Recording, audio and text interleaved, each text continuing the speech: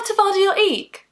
Didn't understand that? Well, it's not surprising because you weren't meant to. That was an example of Polari, a secret gay language used by gay men and also lesbians in England, more specifically London, in the 19th and 20th centuries. Now, to be fair, language isn't quite the word we should use. It's more of a cant, a kind of set of words, phrases, a lexicon that's used by a small group of people in order to shut out outsiders in some way or for some reason. So it's not surprising that you didn't understand a phrase in Polari, and it's also not surprising that you might not have heard of Polari before. After all, it's meant to be a secret. So why have this language at all? Well, there's a few reasons. When it was popular, it was illegal to be gay in the UK.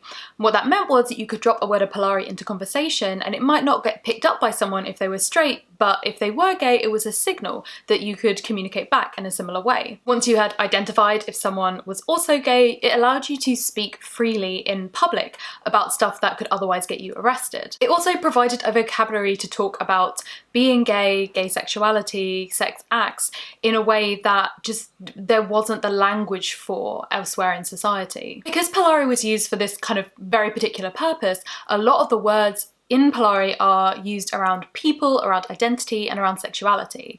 They're words of convenience, they're words of necessity. So for example, there are a lot of words for the police. Or one of my favourite phrases that I found while researching this video, nada te vada in the larder, which means nada, nothing, te vada means to see, and in the larder, there's nothing to see in the light. He has a small penis, basically. Now, the origins of Polari words are hugely wide-reaching. Some come from thieves' slang, from theatre terms, from the language of prostitution, Cockney rhyming slang, Yiddish, backwards slang, Italian, French, Romani, lingua franca, and many more. Because of its nature as a secret language, it spread through word of mouth. There isn't a definitive glossary of like every term in Polari. One just doesn't exist. So words would spring up organically in different places, have slightly different meanings or spellings if they were ever written down. This means that the words we know now in Polari and the way it's used in terms of context and grammar are all about first-hand accounts from people who use and used it themselves. We know, for example, through anecdotes in oral testimony that the Polari language and the sort of slang of sailors was very much mixed in together. And one reason for this was the fact that gay men, when they were in the streets of London, would take Polari. When they became sailors, they would then use it on the ships for various reasons, including being able to converse about passengers without them knowing what they're saying, especially if they were being insulting. And so you would have straight sailors who would be interested in learning the language of Polari. So they would learn that and that would mix in with their slang that they knew from sailing. So what we have there is a way in which this language has a core hub of people who are inventing it and using it and utilising it. And then there are also these other communities that start to use it as well, and vice versa. There are other communities that are using these kind of slang words and Polari takes from them. Now, although I said earlier that Polari is a language that you might not recognise, there are some words that are still in use that you probably still know.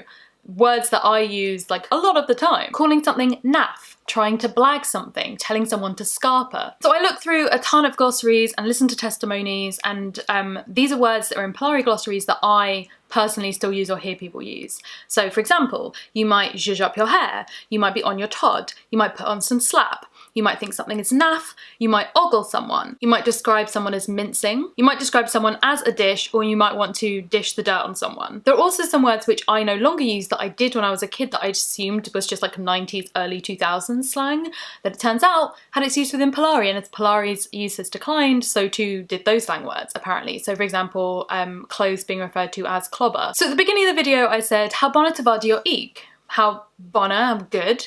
Te vada, to see, to look at. Your eek meaning face. So literally translated, it's how good to see your face, but really it's like nice to see you. Now the word eek in that sentence is interesting because you can see that it's gone through a few different iterations of slang. So you start with the word face, and then you go to backward slang, so it's eekaf, and then you just shorten it to eek. And there's some other shortened ones. Ajax meaning nearby, some people posited that it's because of the word adjacent, that you shorten the word adjacent and it becomes Ajax. Now, a lot of my videos are quite academic, but because this is a language that hasn't been written down and studied and followed with like a continual usage in the way that a lot of other languages might have been, it becomes more difficult to look at it in an academic way. There's not that many sources, and the sources that are have kind of been like shared around, so a lot of things you're going to read about it will say pretty much the same thing in a different way. But there are some resources, and I'll leave them in the description below, including museums that have done stuff about it. JSTOR's got some articles, there's a book about it which is really fantastic as well. But it does mean that you can't just hop on Google Translate to work out how you would say something in Polari, or look at the etymology at like dictionary.com. But that to me is really interesting. So take the word camp, for example, meaning effeminate. There are actually a few different very interesting reasons why people theorize that camp came into the lexicon. So for some people it probably came from the Italian word meaning to live or to survive. For other people I think it comes from the French word to portray or to pose. But there's also some people who have a much more colourful reasoning behind it, which is that it stands for KAMP, aka known as male prostitute. Similarly, naff to mean rubbish, a lot of people say comes from NAFF, aka straight, aka not available for fucking. Because it's really interesting to me that although these might not have been the origins of the words, the kind of language that Polari is means that that myth of how that word came into be in the lexicon is just as important. And what was really weird when I was looking through these words and phrases is that I, over the course of this week I've been researching it, started to understand them. I'm really bad at learning languages, my worst subject at school, and yet I was looking at these list of phrases and I was able to translate them pretty easily. And I don't know whether it's because they're similar to like other words in similar languages that I've learned, but it was just really weirdly exciting to be like, there's this piece of my like community's history that I am removed from completely, and then start to learn about and have this like interest and affinity to. So for example, some of the phrases, which I'm not going to try and say because I don't know how to pronounce them, which is really weird, right? Because it's a spoken language, and so for most people it would be like, well, I don't know, I wouldn't know how to write that phrase down, I just know how to say it. But for me, I'm like, well, I can only look at it written down and I don't know how to say it, but I know how to write it. So this one means, I'm not into lesbians because I'm not bisexual, but anyone with eyes can see that she's got a good body. This one, I've got no money, can you give me some money for another drink? This one means, as a man, he's sort of dull rubbish, but in women's clothes, he's fabulous. She makes herself look great with gorgeous makeup, styles up a wig, and is one hell of a dancer. And yeah, those were all phrases that I read and immediately was like, oh, yeah, I understand what that says now, which is, yeah, really unexpected, but very cool. But if you're a young gay person in London right now, it probably isn't something that you have heard of or have much experience of. And a big reason for that is the fact that, you know, if this is a secret language which is meant to keep you safe from prosecution because being gay is illegal, when gay becomes legal, there's no use for the language anymore in the same way. So you see a decline in its usage in the 70s after the decriminalisation in the 60s, late 60s. You see it not being used as much. And another reason for this is that it sort of entered the mainstream. There's no point having a secret language if everyone knows about it.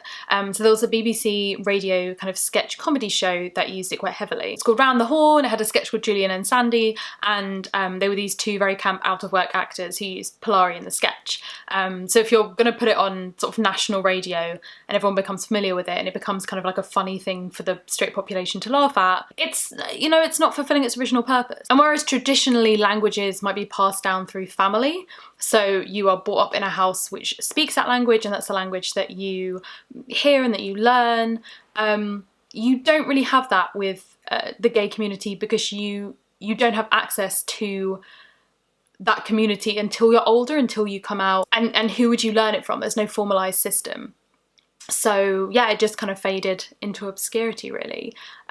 Although you have seen there's some videos on YouTube where people have done short films entirely in Polari, which are really cool. And I really want to look up and see if there's anyone's doing any oral histories where they record people who spoke and speak Polari, because it's one of those languages that if it doesn't continue or doesn't get revived is just going to die off, and we don't have any written records, so the only records we can have is people's testimonies. So if you know anyone who speaks Polari, I'd be very interested to talk to them. I also just wanted to leave you with the fact that this Polari is not the only kind of gay language that sprang up, right? Like, this language was created from a necessity that has existed all over the world. And there's probably a lot more than this, but I am going to put on the screen, again, cannot pronounce these things, so I'm not going to try to.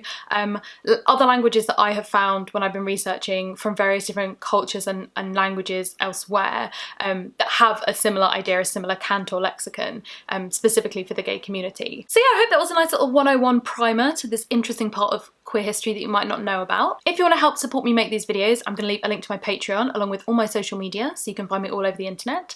And until I see you next time, bye!